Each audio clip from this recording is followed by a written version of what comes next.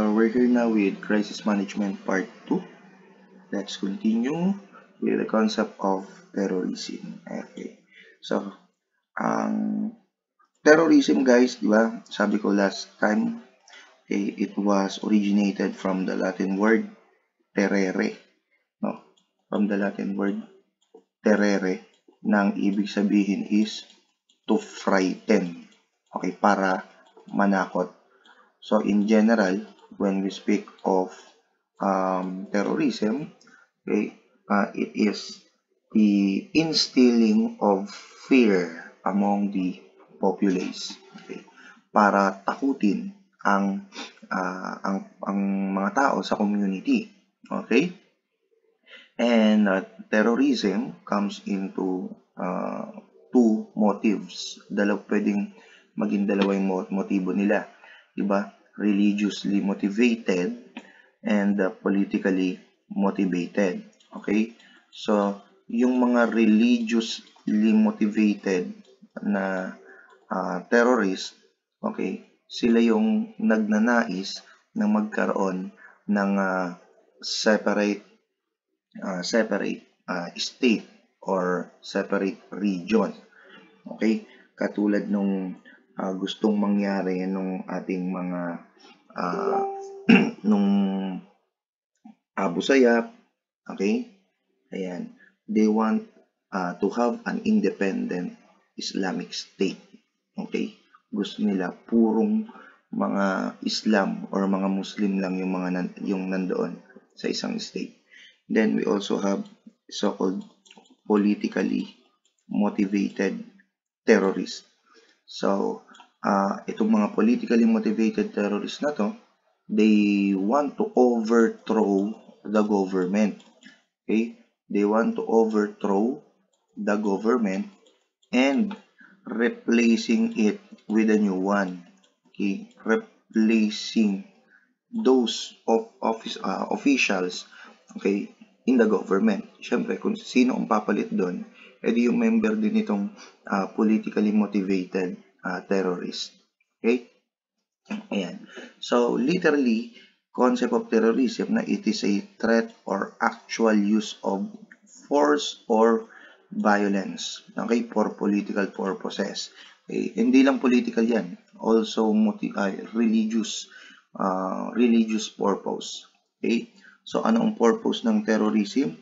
No, it is to instill fear, manakot, okay? Iparamdam sa mga tao yung sense of insecurity, okay? Sense of distrust and unrest among a specific group or the general population. Okay? Pagka naging continuous itong pananakot na ito, itong sense of insecurity, distrust, and unrest, okay, then it will be an opportunity, okay, to give up the government or to give what they want, okay, kasi yan ang gusto nila eh. They are instilling fears, insecurity, distrust, unrest in order to get what they want. Okay? Yan, ulitin ko sa mga religiously motivated terrorists, they want to have an independent, okay, independent Islamic state. Okay, gusto nila separate yung kanilang estado or yung kanilang region. Okay, independent Islamic state. Politically motivated naman, they want to overthrow the government and replacing it with a new one. Okay? Now, let's proceed with the classification of terrorists. Okay, so we have here three classifications. We have national, transnational, and international terrorist. Okay? Ang national terrorist, it is a terrorist who operates and aspires to political power primarily within a single nation. Sa iisang bansa lang. So therefore, itong national terrorist na to ay tinatawag din natin na mga local terrorist. Okay? Kasi sa isang bansa lang sila nag-ooperate eh. Okay? Mga local terrorist. what are the examples of national terrorists? Okay, andyan yung ating CPP, NPA, diba? CPP, NPA, we have the MILF, diba? MILF, MNLF, okay? Abu Sayyaf, okay? Abu Sayyaf. Ang Abu Sayyaf, guys, originally, no, they are local terrorists or national terrorists. Kasi sa Pilipinas nagmula yan eh. Diba? Sa Pilipinas sila nagmula. Okay? Pero guys, itong Abu Sayyaf was already considered as international terrorist. Okay? International terrorist na siya. Bakit? Kasi yung leader ng Abu Sayyaf bago mamatay, no, si Esnilon Hapilon, bago siya mamatay, they pledge allegiance to the ISIS. Diba? Yung Islamic State, okay, Islamic State of Iraq and Syria. Yan yung ibig sabihin ng ISIS. Islamic State of Iraq and Syria. Okay? Ito, tinatawag din ito ngayon na ISIL. Diba yung Islamic State, no, of Iraq and the Levant. No? Iraq and the Levant. Okay? Ang Levant, guys, ito yung Greater Syria. Ibig sabihin yan, Levant, Greater Syria. Okay? Ang ISIS at saka ISIL, parehas lang yan. Okay? Etong Abu Sayyaf, take note, dati siyang local terrorist, okay? Pero because of their allegiance, no, sumanib sila sa ISIS, then Abu Sayyaf became an international terrorist. Kaya nga ang tawag sa kanila is ASG, no, dash ISIS. ASG-ISIS. Kasi international terrorist na sila. Pero dati, local terrorist. Clear? Okay. We also have transnational terrorists. Okay. So when we speak of transnational terrorists, no, trans, ibig sabihin, across. No? Across. Okay. So there are terrorists who operates across national borders. Hindi lang sa iisang bansa, kundi they also work, okay, across national borders. Okay? And yan, we example niyan is transnational terrorists, Al-Qaeda, di ba? So katulad nung nangyari dun sa 9/11 attack. Okay? Kung saan ang may kagagawan nun is the Al-Qaeda headed by Osama bin Laden. Okay? Yan. So, biro mo sa Afghanistan yun, and then yung inatake nila is yung White House. Okay? So, transnational terrorists, they operate across national borders. Okay?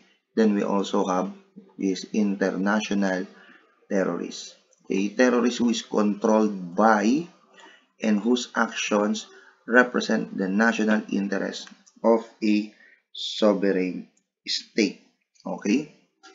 So, sir, ano po ba pinagkaiba ng transnational terrorist at saka itong international terrorist? Okay?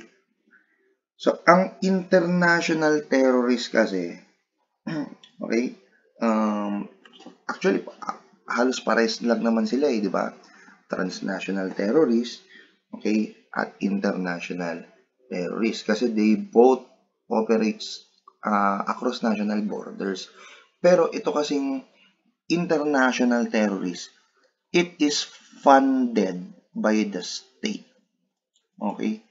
It is funded by the state. Okay? Yung pondo nila, okay, yung operation nila, okay, logistics, they are sponsored by the sovereign state. Okay? May sponsor sila niyan. Samantalang itong transnational terrorist, okay, kaya nga sila gumagawa pa ng ibang mga krimen, okay, in order to obtain monetary or any considerations, no, in return. Okay? Ayan. Yan yung difference nilang dalawa, no? Ayan. International terrorist, funded by the state. Ito, may pondo ito. Itong transnational terrorist, wala silang pondo galing sa gobyerno. Okay, that's why they are committing crimes across national borders, no, in order to obtain funds, okay, to the funds with their in order to obtain funds for their operation. Okay? Yan yung ibig sabihin niya. Okay? So next, what are the types of terrorists? Okay, so i-disregard nyo na lang ito guys. Medyo mali ako nang na-paste. No, hindi pala yan terrorista. Okay, so next, types of terrorists. Yan, state-sponsored terrorist. No? Yan, as the word implies, di ba, state is sponsored. Ibig sabihin, yung pondo, yung mga kagamitan, equipments, armaments, di ba? Uniforms kung meron sila, okay, pagkain, all of their needs is being sponsored by the sovereign state. Okay, so example niyan, Al-Qaeda, ISIS, and ISIL. Okay, then we also have dissent terrorists. They have rebelled against their government. So ito po ay itong mga dissent terrorist na to, diba? From the word itself, dissent, ibig sabihin nito is opposition, no? Opposition or mga makakaliwa, no? Leftist. Okay? Leftist. Ayan. So, pag sinabi natin opposition or leftist, no, they are against the government. Okay? They are against the government. So, in the classification of terrorists, itong mga decent terrorists na to ay mga politically motivated, okay, politically motivated terrorists. Okay? Ayan, politically motivated terrorists. Okay? Then, ito, political terrorists naman, groups rooted in political ideology. Okay. So, itong decent tsaka political terrorist, actually parang magkapares lang yan eh. Di ba? Yan, decent, political terrorist, parang isa lang yan. Okay? Pero sa types of terrorists, no, they have different nomenclatures. Okay? Kung tatanungin nyo ako, based on my point of view, okay, decent and political terrorists are the same eh. No? Yan. So, groups rooted in political ideology. Yan. CPP, NPA, MILF, MNLF. Okay? Ayan. So, decent terrorists no, have rebelled against the government. So, mga makakaliwa ito. Kasi actually, kada may umuupo naman na bagong presidente, di ba? Senador. Actually, lahat, halos, wala pa naman ako nakikitang pumapabor, no? Or proponent ng government. Every may bagong uupo, okay, lagi po mayroong opposition. Okay, ganyan kasi talaga dito sa Pilipinas. No? Okay. So next, religious terrorist, no? So ito naman extremely religiously motivated. They want to have an autonomous region, di ba? Yan, katulad nga nung gustong mangyari ng di ba, ng ng mga Abu Sayyaf, MILF, MNLF, di ba? Okay. Yun yung sa mga local terrorists. Okay? Pero ganun din ang gusto rito, no? Extremely religiously motivated, no? Yan, Al-Qaeda, Jemaah Islamiyah, okay? Then we also have criminal terrorists used to aid crime and criminal profit. Okay. So itong mga criminal terrorists na to, they want to they commit crimes in order to obtain profit. Okay, obtain profit. Pero guys, ang profit na to, no, na tinutukoy dito is not used for their as a means of livelihood. Hindi yan yung trabaho nila. They are committing crimes, okay, in order to obtain profit that is used, no, that will be used to fund their operation. Para makabili sila ng armaments, para maka-recruit sila ng tao, diba? Para makaupa sila ng or makapagtayo sila ng bahay, di ba? Okay. So, and so on and so forth. Lahat ng mga pangangailangan nila, no? To fund, no, their operation. Okay? Kasi kung ang gusto nila, okay, kaya ang purpose nila kung bakit sila gumagawa ng crime para kumita at maging like ano nila yun, hanap buhay nila yun. Okay, they are not terrorists, no? They are considered as an organized crime group. Okay? Organized crime group. Okay? So, take note guys, yung difference ng terrorist at organized crime group. Itong organized crime group guys, gumagawa ng crime, no? In order to obtain profit. Okay? And this profit is as a means of livelihood. As a means of livelihood. Okay, trabaho nila ito. Wala, kumbaga, lahat ng kanilang pangangailangan, di ba, sa buhay, okay, dito nila kinukuha sa paggawa ng krimen. Okay? Samantalang sa terrorist, no, ang pinaka-purpose ng mga terorista, guys, is to instill fear, para manakot lang, okay, in order for them to achieve their religious and political motivations. Okay, religious and political motivations, not to earn profit. Dito, itong mga criminal terrorists kaya gumagawa ng krimen para kumita ng pera in order to fund their operations. Okay? Hindi para maging source of livelihood nila. Okay? That's the difference between an organized crime group and criminal terrorist. Okay? And then next is the so-called lone wolf terrorist. Okay? So ito, tinanong ko sa finals exam to. Tandaan nyo yan. This is someone who prepares and commits violent acts alone, outside of any command structure, and without material assistance from any group. Itong lone wolf terrorist na to, it is the most, okay, most dangerous terrorist. Okay, most dangerous terrorist. Okay, bakit? Kasi they are committing the terrorist attack by them alone. Mag-isa lang sila. Okay?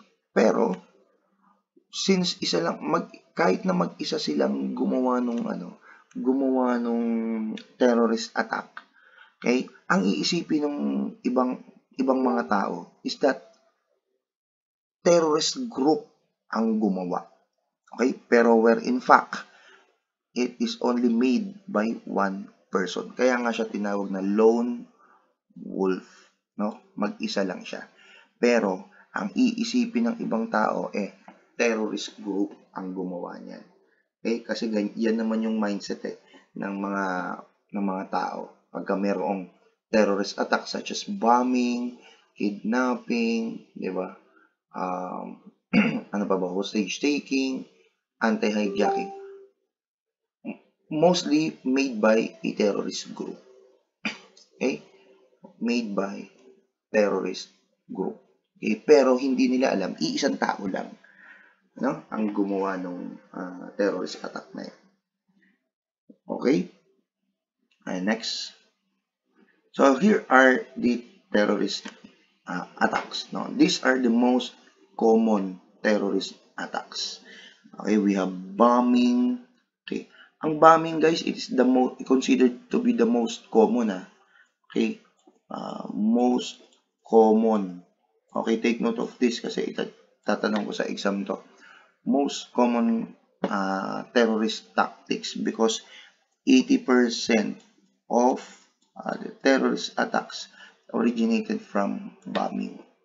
Okay? Yan, katulad niya, yung Rizal Day bombings, di ba? Okay, 80% ng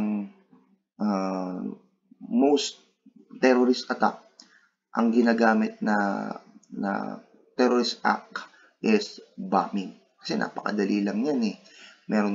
May timer yan, o kaya pwede mong ihagis ng without being noticed, di ba? Okay? Yan. So, bombing. 80% almost ng terrorist attack originated from bombing. Okay? And then, we also have arson. Ang arson, sa tingin ko, ito yung pinakamababang rate. No? Pinakamababang rate ito. Okay? ng commission. Hindi masyadong nakocommit yung arson. Okay? We also have hijacking. Okay. Hijacking. Yung ginawa ng Al-Qaeda, guys, di ba, nung 9/11 bombing. Okay. Di ba, merong, yun sa Twin Tower. Okay. Twin Tower. Okay. Yung Twin Tower, di ba, mayroong eroplano. Di ba? Dalawang eroplano yan, actually. Yung bumangga doon sa Twin Tower, di ba? Yan. Dalawang eroplano. Okay? So, mga Al-Qaeda din ang gumawa nun, and then they used airplanes, no? Hijacking of airplanes in order to instill fear, no? Binangga nila yung dalawang tower. Okay? And then may isa pang eroplano, supposedly dapat ang patatamain nila ito sa White House. Okay? Sa White House. Pero dahil sa resistance of passenger, 'di ba? Nag-resist sila eh, 'di ba? Pumalag-palag sila. Imbis na sa White House, okay? Imbis na sa White House bumangga yung eroplano, bumangga ito doon sa Shanksville, Pennsylvania. Okay, doon bumagsak yung eroplano. Okay? So again, ang ginamit ng mga terorista doon is hijacking. Okay? Then we have assassination. Okay? Assassination attack. Ang assassination, ito yung di ba, yung isang prominent individual, okay, say for example, president, senator, okay, yung papatayin ng hired killer, di ba? Papatayin ng assassin, di ba? Okay. So, itong assassination is the most it is the oldest tactic of the terrorist. Okay? Pinakamatandang tactic na yan ng terorista, ang assassination. Okay? Ambush. Okay? So, itong ambush na to, ito delikado rin ito. And then, it is also one of the prevalent tactics of the terrorist. Kung saan ito yung wala kang kaalam-alam. Diba? Doon sa dadaanan mo, may mga nakaabang na pala, nagtatago lang. Okay? Hanggang sa bigla kang babakbakan. Diba? Babarilin hanggang sa maubos yung bala sa'yo. No? Yan yung ambush. Okay? Then we also have kidnapping. Okay. So, itong kidnapping naman, okay, so, it also instill fear among the populace. Okay? Pero, syempre, sa kidnapping kasi, it is, with ransom Okay? Kidnapping. Ngayon, pag nahuli itong mga terorista na to, aside from they violate the the uh, they violate the Human Security Act, they also violated the revised penal code. Okay, kidnapping and serious illegal detention. Okay, serious illegal detention. Okay, and then we also have hostage taking and robberies or extortion. Ito tulad nung ginawa nung Kuratong Balelenggang, di ba? Nangaharang sila ng ano eh. Ayan, Kuratong Baleleng. Nangaharang sila ng mga close band, okay, yung mga magdi-deliver ng pera from one bank to the other branches. Okay? Yan. So those are the terrorist attacks. Okay, next, let's proceed with the handling of a hostage situation. By the way, what is hostage situation or hostage negotiation? Ito, finals exam question ito. Okay. It refers to the process by which law enforcement officials open specialized crisis negotiators. Bakit ba sila nagiging specialized crisis negotiators? Kasi they undergo training. Okay? They undergo trainings. They attempt to de-escalate and resolve situation. So, pag sinabi natin de-escalate, okay, pinapababa nito yung tension. Okay? Pinapababa niya yung tension. And resolve the situations where individuals are being held against their will. Etong held against their will, okay, they are being hostage. Okay, they are being a hostage. They are taken against their will. Okay, so that is hostage negotiation. Okay. Next, hostage taking. It is a situation in which a person is or are detained against their will by another person. So, ito, finals exam question din ito. Okay, hostage taking. So, talagang napakadali na lang ng inyong finals exam. Okay, ito daw ay isang situation in which a person is or are detained against their will. Okay, so, ito yung hostage. Okay, and by another person. Itong another person na to, syempre, ito yung hostage taker.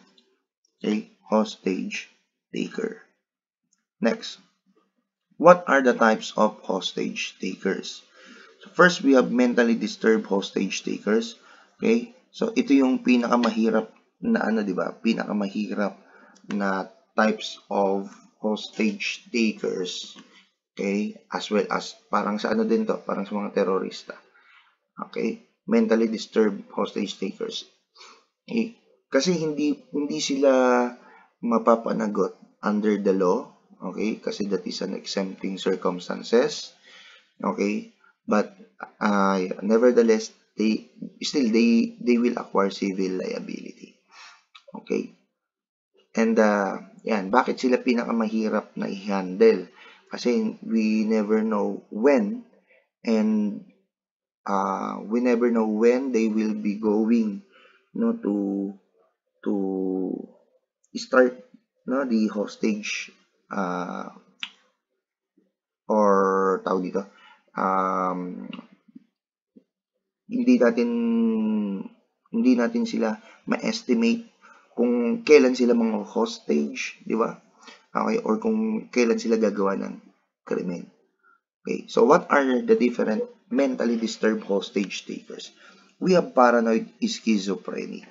Okay, so dito guys, ang paranoid schizophrenic, okay, has the thinking is disturbed and he is out of touch with the reality. Okay, so he is suffering from psychosis. Sa madaling salita, okay, nag-hallucinate sila. Okay, they are seeing things that normal people don't see. Okay, yan, mga paranoid schizophrenic. We also have the so-called manic depressive illness. Okay, itong manic depressive illness naman, okay, they are bounded, no, by a negative outlook in their life. Okay? So, nakakaranas sila ng negative outlook. Okay? Negative outlook sa buhay. Okay? Ayan. So, he considers himself unworthy to live, feels guilty for past sins. Okay? So, yan yung mga manic depressive illness hostage takers. Okay? So, ang pakiramdam niya sa sarili niya, wala na siyang worth, 'di ba? Wala na siyang halaga sa mundo. Okay, kaya kahit namang hostage siya, wala namang magko-concern, no? For at least kahit papaano, kapag ka ng hostage siya ng mga tao, okay, at least kahit papaano bibigyan siya ng some kind of importance. Di ba? Hindi niyo ako pinapansin na, teka lang, papapansin ako. Okay? So, ganyan yung nasa isip nila. Then, we also have antisocial personality. Okay? Yan. Antisocial. So, manipulator or con artist. Absence of any conscience or guilt feelings. Okay? Kaya nga, di ba, antisocial. So, he's against the society. So, papaikutin ka niyan, imamanipulate ka, okay? Pero para makuha lang nila yung gusto nila. Okay? Manipulator or con artist. Okay? So, we also have inadequate personality. Itong inadequate personality na ito, more probably these are high school dropout. Yung mga hindi nakakapagtapos ng pag-aaral, humihinto ng pag-aaral, di ba? Okay. Dito, ang tingin niya sa sarili nila, okay, ay mga talunan. Okay? Ayan, yun yung tingin nila sa sarili nila. Okay, so that's why talunan pala ako. Sige, ipapakita ko sa inyo na kaya kong kumita ng pera. Ipapakita ko sa inyo na kaya kong gawin itong mga bagay na ito. Okay? And then, they also do not have the capability of distinguishing right from wrong kasi because of what they are feeling. Di ba? Okay. So, yan yung mentally disturbed hostage takers. Okay? Second type of hostage takers, ito naman yung criminals trapped during the commission of the crime. Okay? So, ito naman yung mga accidental hostage taker. Bakit accidental? Hindi naman nila intention at the first place na sila ay mang-hostage. Okay, dahil na-trap na sila, no? At marami ng mga pulis ang nasa labas. Okay? So, accidentally to that situation, they held an individual or group of individual as hostage, di ba? Na-trap na sila patakas na sana kaso dumating yung mga pulis. Okay? So, ginawa niya, dahil nakapagnakaw na siya, okay, gagawin niya, di ba? I-hold niya as hostage yung pinagnakawan niya. Okay? Pero, at the very first place, wala naman silang intention to held that any person as hostage. Okay? Prisoners who are revolting. Okay? So, ito naman yung mga nakakulong, yung mga awaiting judgment or mga convicted offenders. Okay? Kung saan hindi nila gusto yung sistema, okay, ng gobyerno. That's why they are on a revolution. Okay? Next, we also have political terrorists attempting to produce social change through the threat or the use of violence. Okay. So, yan yung mga political terrorists natin. Okay. Attempting to produce social change. Paanong social change? Diba? Palitan naman natin yung mga nakaupo sa gobyerno. Okay. Through the threat or use of violence. Okay? So, gumagamit sila ng threat and violence in order to overthrow the government. Okay? So, Now, let's proceed with the so-called Stockholm Syndrome. Okay? Ano ba itong Stockholm Syndrome na ito? Okay? Itong Stockholm Syndrome, guys, okay, it was originated from the 1973 bank robbery. Okay? Happened in Stockholm, Sweden. Okay? Kaya nga siya tinawag na Stockholm Syndrome eh. Diba kasi nangyari yung robbery sa Stockholm, Sweden. Okay, what is this Stockholm Syndrome? Okay, this is a situation wherein the hostages and the hostage taker develop positive feelings towards each others. Okay, positive feelings towards their captors. Okay, so si hostage takers at saka si mga hostage, naka-develop sila ng positive feeling with each other. Okay? So, under Stockholm Syndrome, okay, the hostages begin to have negative feelings towards the authority. Kasi guys dito, naintindihan nila yung hinanakit ng hostage takers nila. Okay? And dahil sa oras na lumilipas, dahil sa haba ng oras, nade-develop nila yung positive feeling. Okay? Nalalaman nila na ganito pala yung motive nito, bakit niya ginawa itong pang-hostage sa amin. Okay? And then, guys, okay, so dito sa kaso na ito, okay, na-in-interview itong yung apat yan na apat yan na hostages. In-interview sila. Okay? Nahuli yung tao and then in-interview itong mga hostages. Okay? They are invited to act as witness in court but they ought to testify. Ayaw nilang mag-testify against their captors or yung hostage takers. Okay? Kasi they develop nga a positive feeling. Okay? So, itong term na Stockholm Syndrome, this was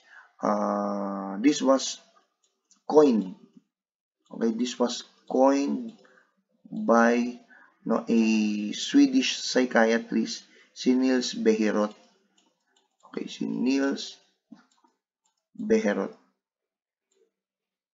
Okay. Bejerot. Okay. Siya nag-coin ng Stockholm Syndrome. Okay? So, isang example ng Stockholm Syndrome. Okay, doon sa sa pelikulang Money Heist. Okay? Di ba yung hostage nila, di ba yung isa sa hostage nila, parang bravo nung bank manager. Okay? And then, etong isa, nakalimutan ko yung pangalan. Okay, nung sa Money Heist, di ba? Yung kulot. Okay. So, he developed positive feelings doon sa sa babae. Okay? And then, later on, itong babae, ganun din. She developed Stockholm Syndrome. Di ba nga, sumapi pa siya, naging member pa siya nung grupo ng Money Heist. Okay? So, yan, Stockholm Syndrome. Next, let's proceed with the priorities of hostage situations. So, ito yung mga order of priorities. When we speak of priorities, ito yung dapat unahin. Di ba?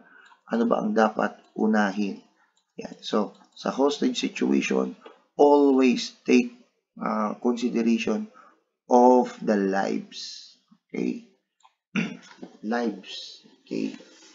Yung buhay above anything else. Okay? Preservation of lives. Okay? After that, apprehension of the captors. Okay? And recover or protection of the properties. Okay? So, ito, tinanong ko sa final exam nyo. Okay? So, preservation of lives, that is the primary considerations or primary priority in hostage situations. Okay, so let's proceed with the stages of hostage situation.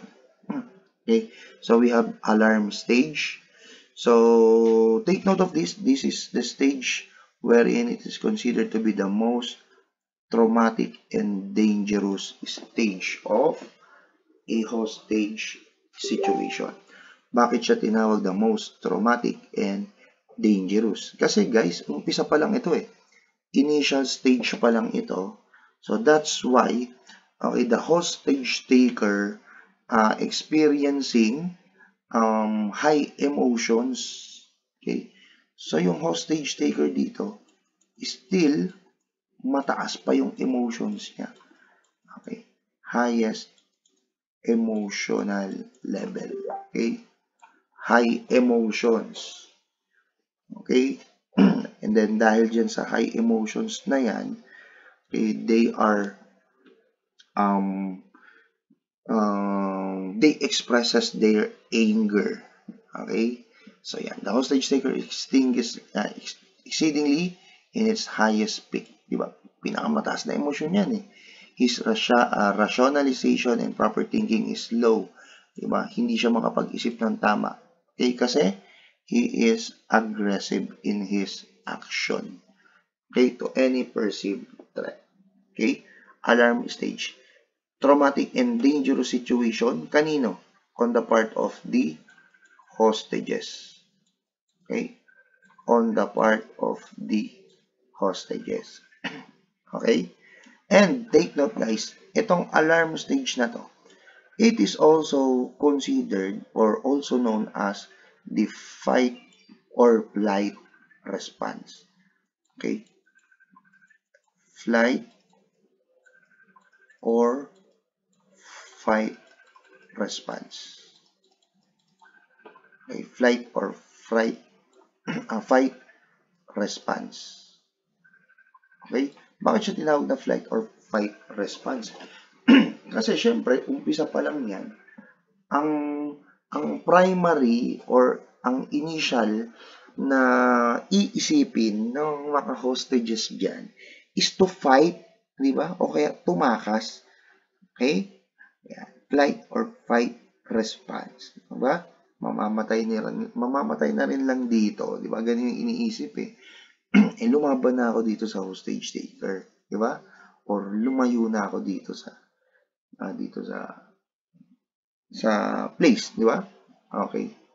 Yan. So, yan yung tinatawag nating alarm stage. Okay, next. Second is crisis stage. So, in this stage, negotiation attempts are being initiated. So, dito na mag-uumpisa yung negotiation. Okay, crisis stage. So, outrageous demands and unpredictable emotions are marked or commonly noted in the hostage taker. So, dito na kinukuha kung ano ba yung mga demands. Okay, ano ba yung mga hinihingi ng hostage takers. Okay, so as we move along, okay, when we speak of demands, it is also known as concessions. Okay. Concessions. Okay, they are called concessions or the demands. Okay, so dito, guys, sa critical stage, the hostage taker are becoming volatile and irrational. Okay, so nagiging mas lalong volatile sila rito. Okay, mas lalong volatile.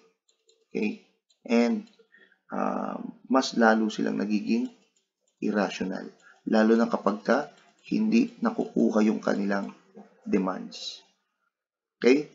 So the hostages may start to feel three problems. Isolation. Okay? dahil they were being held as hostage, okay, ang pakiramdam nila, they are being separated from the community. Walang tutulong sa kanila, wala silang mahihingian ng tulong. Okay? So that is isolation. Okay? Makakaranas din sila ng claustrophobia. Okay? What is claustrophobia? It is the fear of closed spaces. Okay? they are fearing, no, na nandoon sila sa isang lugar na na, na sarado. Okay? Yan, claustrophobia. Okay, isolated, no? It is a fear from a close establishment or close spaces. No, yan yung claustrophobia. And then, dito makakaranas din ang mga hostages ng problems when it comes to sense of time. Kasi syempre, okay, nasa loob ka ng isang establishment na hindi mo alam ang oras, hindi mo alam kung tapos na ba ang umaga, tapos na ba ang gabi, di ba? Etc. etc. Okay, next. Accommodation. So when we speak of accommodation, guys, di ba? Kasi medyo mahaba na yung oras. Therefore, nakakaranas na ng pagkabagot, hindi lang yung mga hostages, pati na rin yung hostage takers. Okay? And okay, this is also the stage wherein okay, there is an increased opportunity for release. Okay. Kasi it is considered to be the longest, pinakamahabang stage of a hostage situation. Napakahabang oras na yan. Okay? Therefore, there is an increased opportunity for the release of the hostages. Okay? Increase opportunity for release. Increase opportunity for release. Okay? Sinong i-release? Siyempre yung hostage. Release of hostages. Okay? So, yan yung accommodation stage. Then, we also have the resolution stage. Okay? So, ang resolution stage is the stage when the hostage taker is being stressed out or fatigue of the situation. Ito na yung gusto nang bumitaw ng hostage taker. Diba? Yan, stress na siya, fatigue. Okay. Kung saan medyo dito sa stage na to, medyo humihinahon na yung isipan. Okay. Tensions between the hostage taker, and the crisis negotiator are notably low. Okay. Next, let's proceed with the negotiation models. So when we speak of negotiation models, these are the methods, okay, or the approach used in a hostage negotiation. Okay, and so number one, we have the so-called bargaining negotiation approach. Now, from the word itself, bargaining, di ba? Parang nakikipagtawaran ka. Okay? Nakikipagtawaran ka dito. Yun. Kaya nga tayo meron negotiation. Okay? So, dito, there is an exchange or distribution of resources. Okay? Kunwari, ang hilingin ni hostage taker, gusto ko ng pagkain, gusto ko ng sasakyan. Okay? So, ibibigay mo yun sa kanya, pero, syempre, we are also requesting for an exchange. Okay? For example, baka pwedeng in return of or in exchange of the getaway vehicle that the government will give you. Okay? Can you give us at least two dalawa na hostages kapalit nito? Okay? So, yung mga ganun. Okay, next we have expressive negotiation. It is mainly focused on the emotional state of the hostage taker. Okay, and as a powerful tool to resolve crisis situation. So, expressive negotiation approach came to existence with the use of psychology, human relations, and research. Okay, so sa expressive negotiation, ang aatakihin mo dito is yung emotional state of the hostage. Okay. Emotional state. Okay.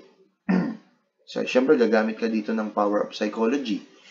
Okay? Gagamit ka dyan ng mga reverse psychology, human relations, etc. Okay, next, communication-based. So, itong approach na to, na this is the face-to-face negotiation between the hostage taker as well as the negotiator. Okay, yan, communication-based negotiation. Okay. Now, what are the most common demands of hostage taker? Okay, so syempre una na dyan, money. Okay, money. Okay, we have also the escapes.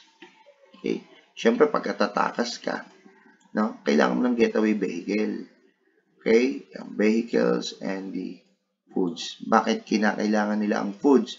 Kasi kapag humaba na yung yung hostage taking incident, 'di ba? Hindi naman nakukuha agad ng isang araw, yan 2 araw. Okay? So kung humaba ang oras ng hostage taking, makakaramdam sila ng gutom. Okay? So that is why or when they will request for foods. Okay? Next, rules in providing answers. Ito naman yung mga rules in answering the demands of the hostage takers. Okay? So, hindi ka agad-agad basta sasagot ng yes. Okay, sige. Okay lang, sige, ibibigay namin. Okay? So, you must follow the following rules. Okay? Number 1, delay. Okay? I-delay mo lang. Okay? Impress the hostage taker. Even simple demand is hard to get. Okay? So, dito, kunwari may hiningi na pagkain.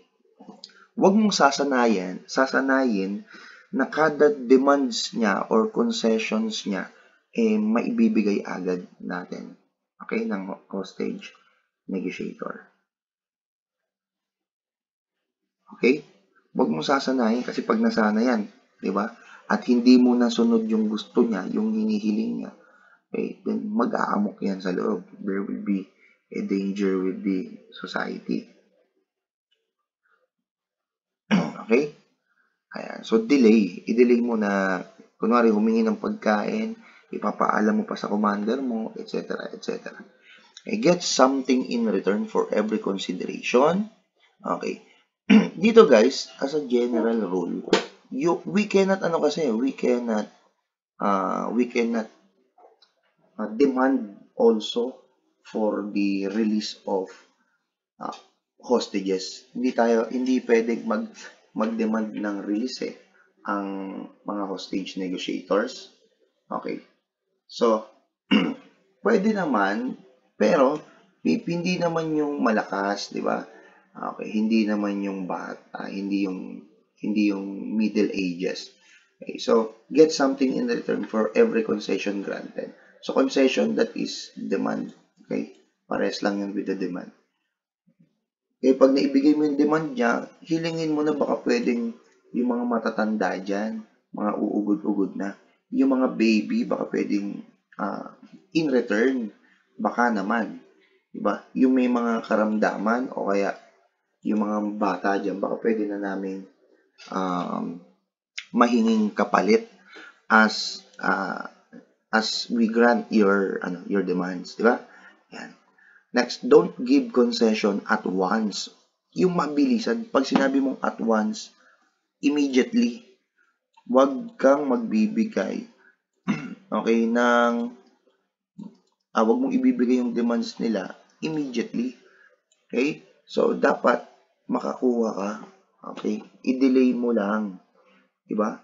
So, do not give concession at once, subject to interpretation that you could get easily. Okay? Next. Rules in face-to-face negotiation. Okay? Ano ba yung mga dapat na taglayin or gawin ng isang hostage negotiator. Negotiator ito. Okay, negotiator. Okay, don't be over anxious. Okay, when we speak of over anxious, ito yung overthinking ka sa mga posibleng mangyari. Okay, okay, wag kang mag-overthink. Okay, kasi pag ikaw ay isip ng isip, di ba? Iniisip mo lagi yung mga negative, mawawala ka ng rationality. Hindi ka makakapag-isip ng tama. Okay? Next, always wear body armor. Okay, so importante ito. Okay? Body armor. Siyempre, mga vest, di ba? Para just in case. Kasi siyempre, ang hostage taker, laging merong deadly weapon yan, di ba? Kadalasan baril. Okay, so wear always your body armor. Okay, next, have a tactical backup, di ba? Kaya nga tayo merong yung tinatawag na tactical unit, di ba? So it composes of snipers, any other law enforcers that can provide security or backup with the negotiator. Babackupan yung negotiator. Okay? Next, traps at doors or windows. Okay? So, as a negotiator daw, kailangan yung kinakausap mo na hostage taker, kailangan mapapunta mo sa pintuan, mapapunta mo or mapasilip mo sa windows. Okay? Para kahit papaano makita yung identity. Di ba? Ayan. So, yan yung isa sa mga rules. Traps at doors or windows. Kailangan sa pintuan yan. Okay? Or makita mo sa windows yung muka or katawan ng tao. Okay? Next, entering without gun being pointed at you. Okay. So, kailangan, guys, kung ang hostage taker may barrel, you should position yourself to a place wherein the gun will not be pointed to you. Actually, hindi mo naman maiiwasan na ito. Okay? Kapag ikaw ay hostage negotiator, yung stronghold area, no, yung place of the incident, yung stronghold area na yan is considered, is also considered danger na di ba? Basta pumasok ka sa stronghold, automatic yan. Hindi mo makokontrol kung tutukan ka ng barilo. Hindi. Di ba, ng hostage taker. Okay, next, face-to-face mountain distance. Okay, person distance, 1 to 3 feet ang distansya dapat ni negotiator kay hostage taker. Okay, intimate distance about 6 inches. Ito yung malapitan na. Okay? Kailan ginagawa ito? Kapag may baril yung tao o yung hostage taker, kailangan mo ng distance ng 1 to 3 feet. Pero kung hindi naman deadly yung yung hawak niya, okay, then you can have an intimate distance of about 6 inches. Withdrawing facing hostage taker, slowly backing out the door. Okay, so withdrawing facing hostage taker, slowly backing out the door. Okay, kung ikaw ay kunwari pinapasok ka sa stronghold, okay, ito yung demands mo. Okay, ito yung demands ko, for example. Demands ko, okay, dalhin nyo rito sa loob ng aking stronghold. Okay, so kapag lalabas ka, okay, huwag kang maglalakad na nakatalikod ka. Okay? Dapat you must slowly back out the door facing the hostage taker. Kasi you never know di ba? We cannot establish trust against the hostage taker. Di ba? So, huwag mong pagkakatiwalaan yan. Okay? So, kung lalabas ka, dapat facing the hostage taker. Next, effects of time in hostage negotiation. Okay? So, ano daw epekto kapag medyo mahaba na yung time? Okay? So, dito, the hostage taker will wear down emotionally and psychologically. Okay? Sa madaling salita, guys, mahihimasmasan, okay, ang hostage taker. Okay? Mahihimasmasan sila eh. 'Di ba? Kapag humaba na yung oras. 'Di ba ganyan naman ang tao. Magagalit 'yan at first, syempre. Okay? Pero kapag nakapagpahinga 'yan, 'di ba? Nakita niya yung um, nakita niya yung rationality, okay, ng bagay-bagay, then magwe-wear down 'yan. Hostage taker has more demand for food and water. Okay? Kasi syempre, tao yan eh. Tao lang din yan. Magugutom at magugutom yan. Kung mahaba na yung oras, di ba, na hindi siya nakakain, manghihina yan. Pag nanghina yan, pwedeng maging makakayan-kayanan na lang yan ng mga hostage, yung mga hostages niya. Kaya kailangan niyang maging malakas. Di ba? He will demand for food and water. Next, anxiety reduce. Hostage taker given a chance to organize his true self. Okay. So, dito, nabawasan na yung sobrang pag-iisip, no? Anxiety. Okay. The hostage taker given chance to organize his true self. Okay. Dito, mahahanap niya yung sarili niya eh. Diba? Organize his true self. Dahil dun sa oras na yun, sa araw na yun, okay, na lumipas. Okay. Maiisip niya na, oh, teka lang, nahimasmasan na ako. Bakit ko ba ginagawa ito? Okay. So, that is one of the effect. Okay. Hostage takers, okay, rationality increase, no? Tumaas uli yung rationality. So, pag sinabing rationality, it is the capability of, okay, of distinguishing what is right and what is wrong. Okay, rationality. Okay, so ano ba ang right? Ano ba ang tama? Okay, at ano ba ang wrong? Okay, so yan yung rationality. Deciding based on what is right. Okay, next, hostage taker and negotiator, relationships improves. Okay, so dito na pumapasok yung Stockholm Syndrome eh. Rather, dito pala yun sa Stockholm Syndrome. Okay, may be developed. Okay, ito, hostage taker and negotiator, relationships improves. Kumbaga, nagkakaroon na rin ng palagayan itong si hostage taker at si negotiator. Okay. Next, hostage takers demand may be reduced, mababawasan.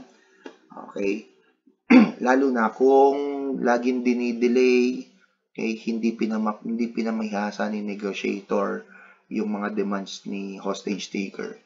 Okay, as time goes by, yung demand ng hostage takers pwedeng mabawasan.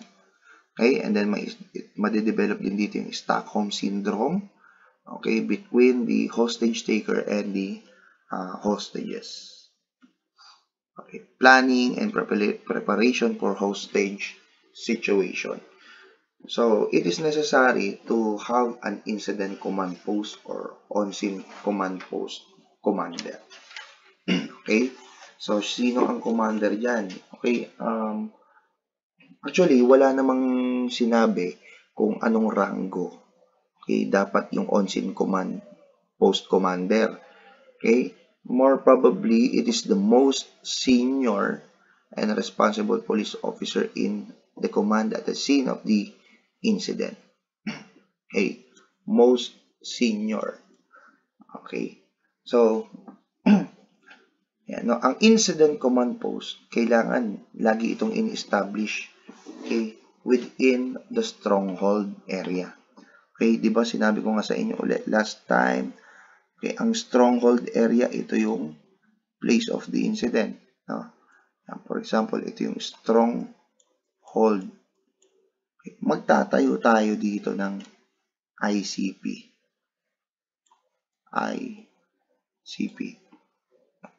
Incident command post. Okay, so from here, okay, yan, ito yung incident command post. Sa incident command post, di ba, pinag-aralan natin kahapon yung composition niya. Di ba? It composed of the tactical units and the support units. Okay. So, dito nakapalibot sa ICP and the stronghold area. Okay. Nakapalibot dyan yung tactical units. Diba? Yan, the assault team, reaction team, etc. Tactical units. Okay? And then sa likod ng mga tactical units na yan, yung ating mga support units. Okay? Andito sa likod, yung mga support units. Diba? Just in case may mangyaring banggaan. Okay? Ayan. Sila yung mga, or rather, yan, yung mga medical teams, diba? Fire protection team, etc. etc. Okay? Stronghold incident command post. Okay? So next, responsible for everything that happening at the crisis management. Tandaan nyo to, tinanong ko sa finals exam ito. Incident command post. Okay? So, ang incident command, on-scene command post commander, tandaan nyo yung general rule. Okay, he only commands but do not negotiate. He only commands. Okay, clear all his or her actions if necessary with the chairman. Okay. So next, all orders at the crime scene shall emanate from the on-scene commander only. Okay. So, pag sinabi natin all orders, lahat ng utos doon sa crime scene o yung tinatawag natin na stronghold area. Stronghold area shall emanate.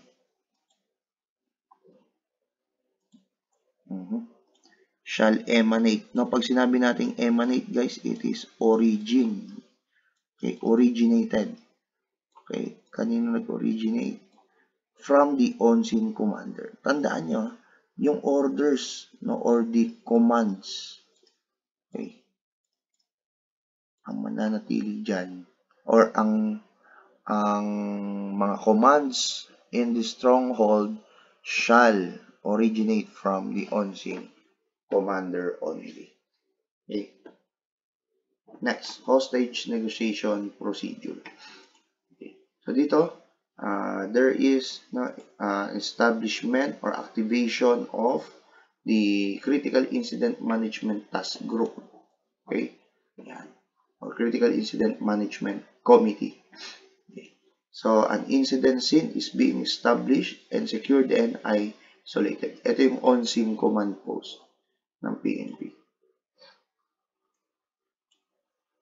Yan. Authorized person shall not be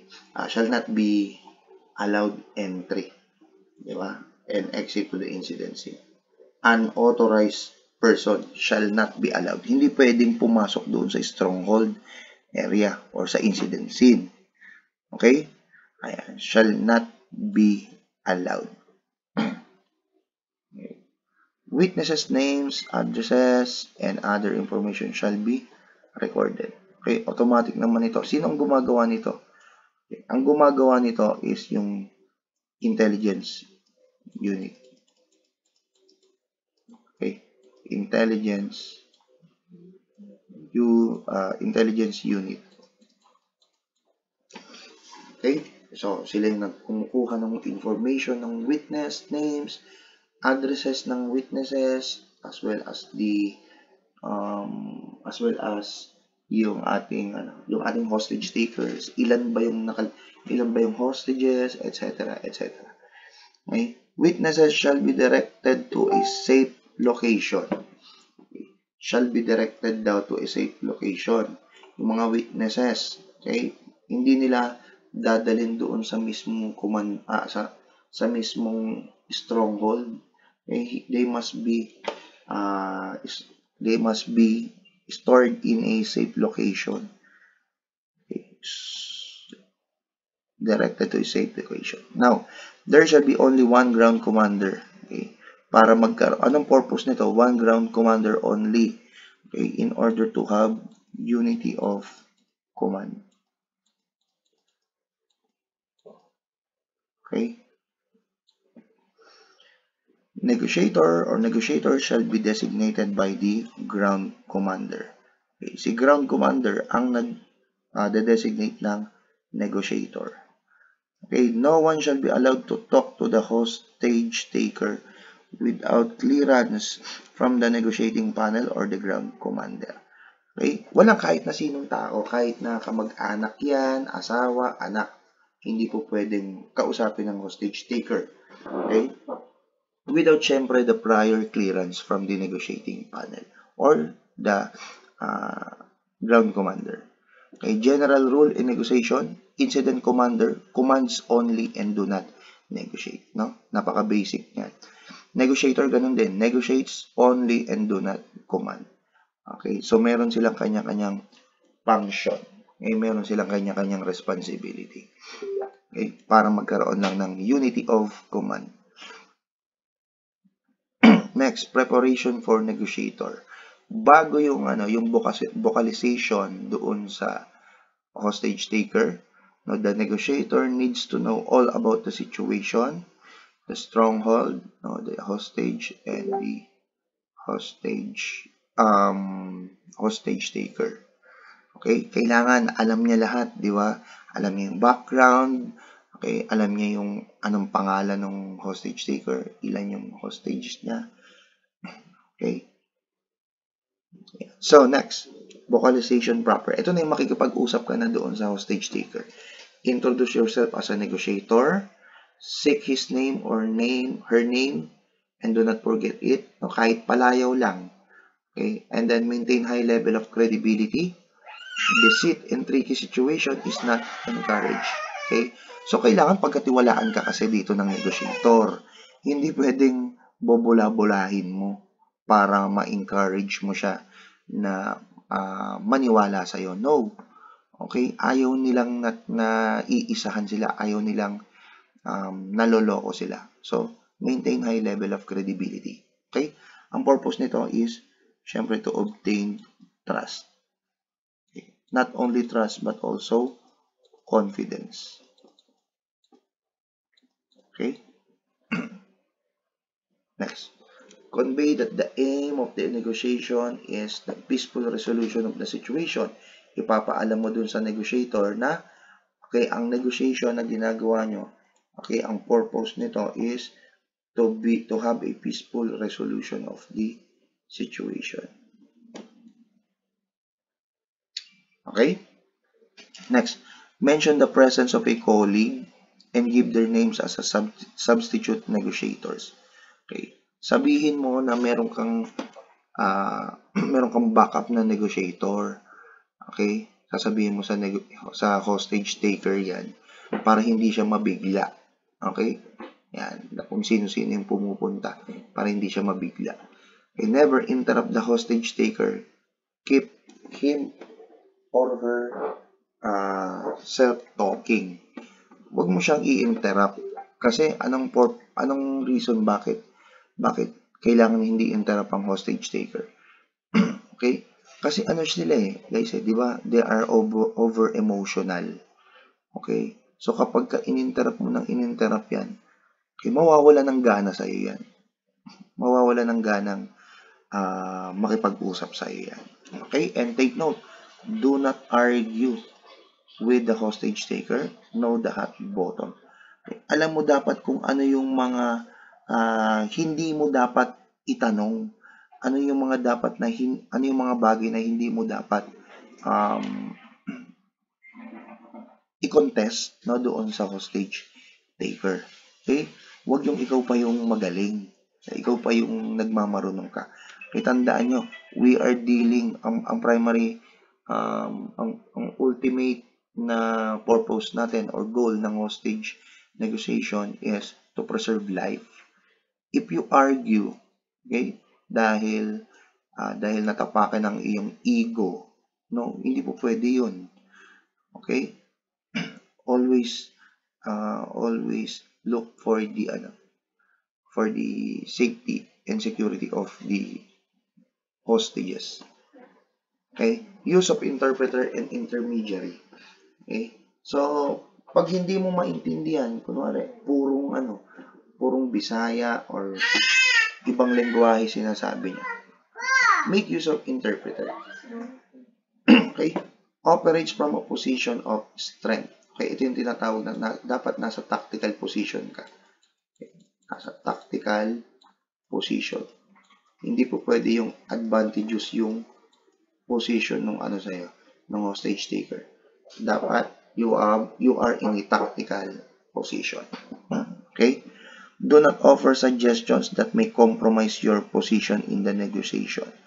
Okay, hangga't maaari wag ka nang magbigay ng suggestion. Okay? Next, pay minimum attention to hostages. Okay, wag mo munang although ang primary considerations natin is preservation of life. Okay? But pay minimum attention to hostages. Kasi over-emotional ang hostage takers. Diba? So, ang kailangan muna nating i-address is yung kanyang nararamdaman, yung kanyang issue, yung kanyang problema. Okay? Kasi kung papakitaan natin siya ng kawalan ng interest no sa kanyang problema, okay, sa kanyang emotion. Okay? Mawawala ng gana 'yan. Baka mamaya, 'di ba? Gawan niya pa ng hindi maganda itong mga hostage. Okay, mga hostages, na? Okay. Capitalizes on sickness. Okay. So, kung merong nararamdamang hindi maganda, okay, aatakihin sa puso, iba, masakit yung ulo, etc., etc. Offer medical intervention. Okay, if hostage taker is suffering any sickness or illness. Okay. Now, confines the hostage taker within the hostage scene. Wag niyong hahayaan na makatakas. Okay, kaya nga kailangan, diba, for example, ito ang ating what do you call this? Stronghold.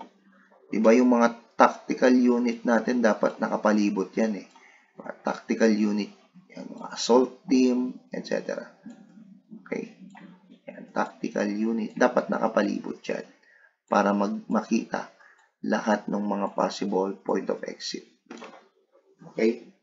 Next, be attentive to the spoken and unspoken needs of the hostage taker. So, kailangan maging attentive, di ba? Kailangan pagtuunan ng pansin yung mga binibitawang salita at saka yung mga yung mga binibitawang salita, okay, kung saan expressly they are stating their needs, at saka yung mga unspoken needs, yung mga pangangailangan nila na kahit hindi nila sabihin, alam mo na kailangan nila, no? For example, kailangan mo ba ng damit? Kasi medyo mainit ngayon, gusto mo ba ng damit, magpalit ka ng damit, okay? Or gusto mo ba ng tubig, etc., etc. Okay? Give hints for a workable demand. Okay? So, give hints for a workable demand. No? So, yung mga demand kasi niya, okay, hindi naman lahat dapat ibigay natin eh. Kasi there are non-negotiable concessions or demands, and there are negotiable demands. Okay? Ngayon, if the demands is non-negotiable, okay, so, give hint na magbigay tayo ng clue, okay, na itong na to, hindi pwede. Okay, itong demand mo ay hindi pwede.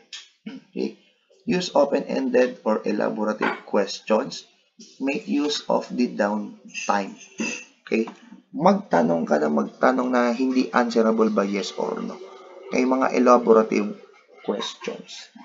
Okay, ang purpose nito, para pahabain yung oras. Okay, para pahabain yung oras. Na? Okay, paraphrase statement as necessary. Kung hindi naiintindihan, di ba? I-paraphrase mo, baguhin mo yung tanong, ayusin mo yung tanong. Talk through deadline. Okay, Okay, for example, nagbigay siya ng demand na sasakyan, getaway vehicle. Okay, tanungin mo, okay, or mag-set kayo ng guidelines or deadlines, no? Kailan ba, hanggang kailan ba yan? Kasi tatanong pa namin sa commander namin, sa chief PNP, etc., etc. Okay? Do not impose self-deadline. Huwag kang magbibigay, ikaw as a negotiator, huwag kang magbibigay ng sarili mong deadline. Diba? Hayaan mong ang magbigay ng deadline is yung hostage taker. Okay? Make the hostage taker works and bargains for whatever is required. Okay? Kung anong gusto niya, okay, ng bargains, sige, pagbigyan natin. Tingnan natin kung kakayanin. Next, think intelligently. Do not talk when you should be listening. Okay? Huwag kang magsasalita kung sa tingin mo ang part mo is to listen. 'Di ba? And you must know, okay? You must know that when a person or when the hostage taker is talking, your job is to listen. Kung magsasalita, hayaan mo na matapos siya. Okay? And then use human behavior principles. Okay? Na 'di ba? Kasi malalaman mo kung walang interest yung kausap mo sa iyo, 'di ba? Hindi ka tititigan sa mata, 'di ba? Kung ano-ano yung ginagawa, 'di ba? Ayan. So next, maintain dignity of hostage taker. Okay? So panatilihin mo yung dignidad ng hostage taker by what? Showing respect. Respetuhin mo, okay? Galangin mo. Huwag mo siyang ituturing na kriminal, okay? In order to maintain his dignity. Next, avoid the use of the words surrender, demands, hostage, and other police language or lingo. No? O, sumuko ka na. No? Hindi mo kami madadala sa demand mo. O, ilan yung mga hostages mo dyan? Hindi ganon. Dapat hindi rin matapang ang pagsasalita mo. Okay? Ayan. So, do not be afraid to ask question. Okay? Do not, ayan, self-explanatory. Do not afraid to ask questions. Seek to clarify the meaning of any statement, okay, made by the hostage taker. Okay? Pwede mo namang klaruhin eh. Tanungin mo kung anong ibig sabihin ng sinasabi niyo. Okay? Exchange of hostage should not be allowed. Okay? So, ito yung sinasabi ko kanina. General rule ito. Hindi allowed, okay, ang magpalit ng host. Hindi dapat pinapayagan yung exchange of hostage. Now, for example, nag-demand siya, binigay mo yung pagkain. Okay? Baka pwede akong makahirit yun ng isang hostage, no? Kasi iisipin na, teka lang, hindi mo ina-address yung problema ko, ha? Mas concerned ka dito sa mga hostage, na? Okay, so the promised exchange of hostage may not occur, leading to an additional hostage and nothing in return. Okay? So, maaaring yung paghingi mo ng kapalit na hostage, okay, para pakawalan, baka mamaya magkaroon pa ng additional hostage dyan, di ba? Okay. An authority figure may be in great danger than the original hostage. Okay. So, kung ikaw ay authoritative, di ba? For example, astahang pulis ka talaga, kung magsalita ka, ang tapang, mayabang, presko, puta, mas mas delikado ka pa kesa sa mga hostage. Bakit? Okay, pag naangasan sa'yo yung hostage taker, automatic yan, pwede ka niyang right away, di ba? Babanatan ka niyan, di ba? Okay. May be seen as a prestigious target. Okay? So, ang daw kasi guys, no, ang hostage taker, okay, na nanghihingi ng kapalit ng hostage upon granting the demand. Okay, iisipin kasi ng hostage taker yan, bakit kaya pinipili itong tao na to na kapalit? No? For example, di ba, binigyan mo ng pagkain. Baka pwede namin kunin dyan yung hostage mo na si Bulbulito Bayagbag. Iisipin ni hostage taker, ano kaya to? Prestigious target ata to. Mukhang VIP. Kasi pinangalanan pa di ba? May be seen as a threat. Okay? May be seen as a threat. So, iisipin ng hostage taker na bakit kaya, no? Ba't kaya sila nanghihingi ng kapalit ng hostage? Okay. May take hostile action. Okay. So, yung exchange of hostage, guys, okay, it may take a hostile action Kasi pag nagalit yung hostage taker, okay, parang magkaroon ng magkaroon ng enkwentro agad. Okay? Hindi natin maililigtas yung mga hostages. Okay, the motives for exchange are unknown. Okay? So bakit kailangan bakit hindi kailangan hindi pinapayagan yung exchange of hostage? Okay, kasi maguguluhan yung yung hostage taker. Bakit kaya, no? Ano kaya motibo nitong mga law enforcers na ito? Okay, magkakaroon pa ng confusion diyan, di ba? Magiging delikado pa yan on the part of the hostage. Okay? What are negotiable and non-negotiable concessions? So, when we say concessions, these are the demands, ha? Okay? So, negotiable, ano yung mga pwede mong ibigay ng wala kang hinihinging kapalit?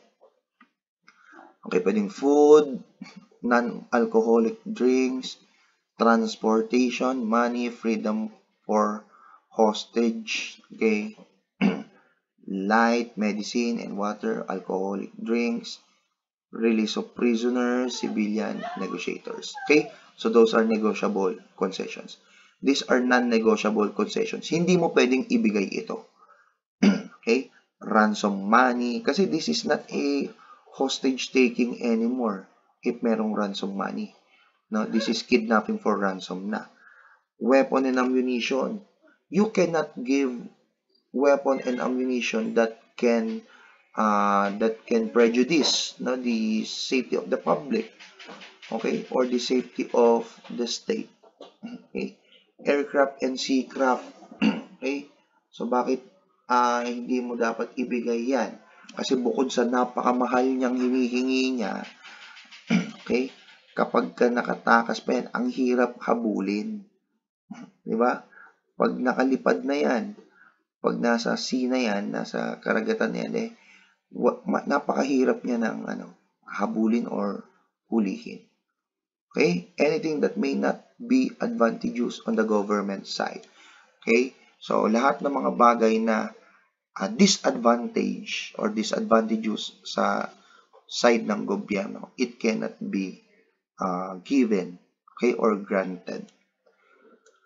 Okay? Next, procedures during negotiation. Situation must be stabilized first and contained before the start of negotiation. So, kailangan walang tension. Okay? Kailangan mahimasmasan muna yung tao, yung hostage taker. Do not introduce outsiders or yung mga non-law enforcement officers into negotiation process unless their presence are extremely necessary in the solution of crisis. Okay? So, do not introduce outsiders kasi they may prejudice the situations. Allow hostage taker to speak. Okay? So, dapat naman talaga. Okay? Hindi mo dapat silang pagsalitain para malaman yung kanilang motive, yung kanilang hinanaing, yung kanilang demands, and so on and so forth. Okay? Don't offer the hostage taker anything. Okay? Wag kang mag-offer ng kahit na hayaan mong sila ang sabi sa iyo kung ano yung demands nila. Okay? Kasi parang iisipin nila pinapangunahan mo sila, 'di ba? Avoid directing frequent attention to the victims when talking to the hostage taker. Okay? Guys, ito yung sinasabi ko, pag makikipag-usap ka, dapat tumingin ka sa mata, wala kang ibang gagawin. Wala kang ibang mannerism na gagawin. Kasi kung habang nakikipag-usap ka sa hostage taker, nakatingin ka sa mga hostages, iisipin ng hostage taker niyan, tanong to, mukhang nag-iisip ng hindi maganda to, no? Yan, ganyan mag-isip sila ng mga hostage taker. In case the negotiator breaks down or he or she finds himself or herself in a deadlock, it is recommended to employ the service of a mediator. Yung hindi na kaya, no? Kumbaga na-trap na, hindi na okay? The negotiator finds himself in a deadlock. A deadlock, for example, merong demand siya, magdi-demand. Okay? Non-negotiable, for example. Non-negotiable. Okay, pero ikaw, magbibigay ka ng, okay, igagrant mo yung demand niya, pero you will ask for return. Hindi papayag. Hindi pumayag. So, nagkakaroon kayo ng deadlock. Okay? It is recommended to employ the service of a mediator. Okay? Police officer without training shall not be allowed to participate in hostage negotiations. Okay? So, kailangan meron kang specialized training. Okay? Next, all activities on the scene, even the delivery of the food to the stronghold. Okay, take note of this. Stronghold must have tactical coordination with the negotiating team. Yung logistic unit ang nagdadala nitong pagkain. So, kailangan with tactical coordination with the negotiating team, no? Or the on-scene commander. Okay, do's, ito yung mga dapat gawin during negotiation. Think of police officer safety. Do talk to the hostage taker at the stronghold. Okay, always be available and ready to talk to the hostage taker at the stronghold.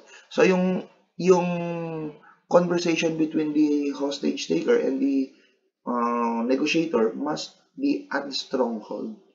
Hindi pwedeng sa kahit saan. Okay? No? Hindi mo mapapaalis ang hostage taker diyan sa stronghold. Doon at doon ka lang din makikipag-usap. Work with a partner who can help you with prompt, make notes, and keep them speak. Okay? Self-explanatory. Take any threat seriously.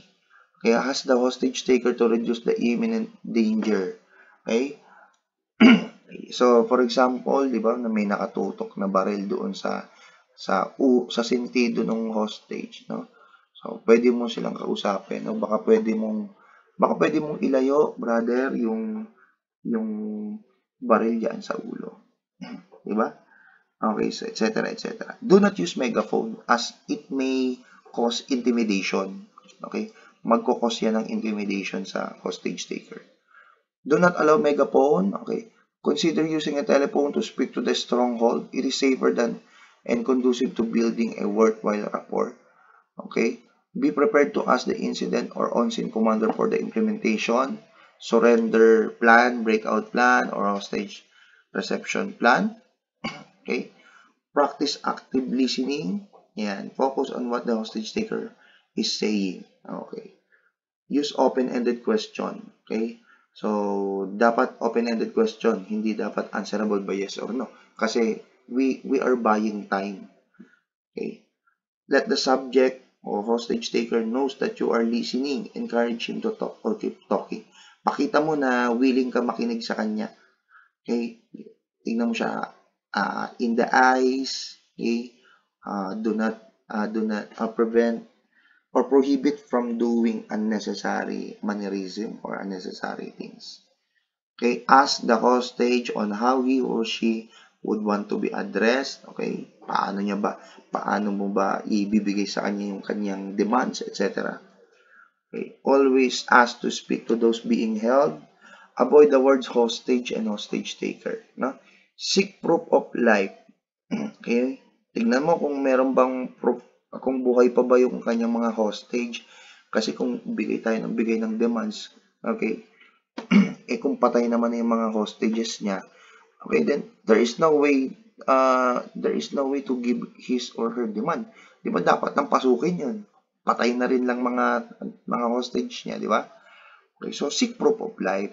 Press for any early release, okay, of anyone being held, prepared for hostility, anger, and confrontation, okay, by the subject. Always challenge any threat to injure any person's inside. Okay?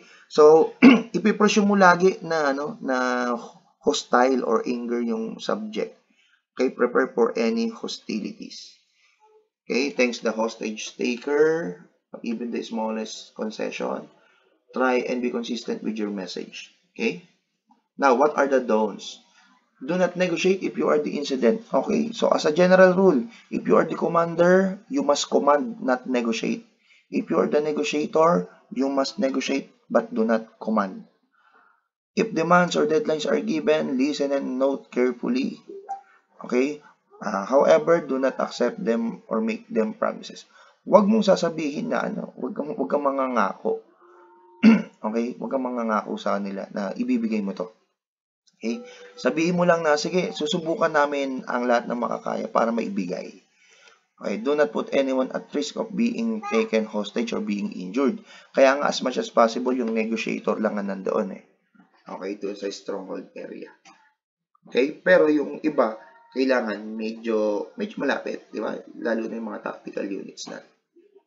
Do not deal in exchanges or nor by sending in other people, no? Okay. So kung merong doon, merong may sakit, di ba? Kunwari inatake. Okay? Huwag mong sasabihin sa hostage taker na baka pwede natin dalhin niya sa ospital. No, hindi yan papayag. Okay? Yung doktor mismo ang papupuntahin doon. Okay? Do not ignore communication from the stronghold. Speak to hostage taker or them. Do not ask for demands for hostage taker or he may not have any. Okay? So, we cannot give what we do not have. No, parang ganyan yan. Do not set deadlines. I get back to you in 5 minutes. No, huwag kayo magbibigay ng deadlines. Okay? Do not assume that any conversation with the stronghold is private.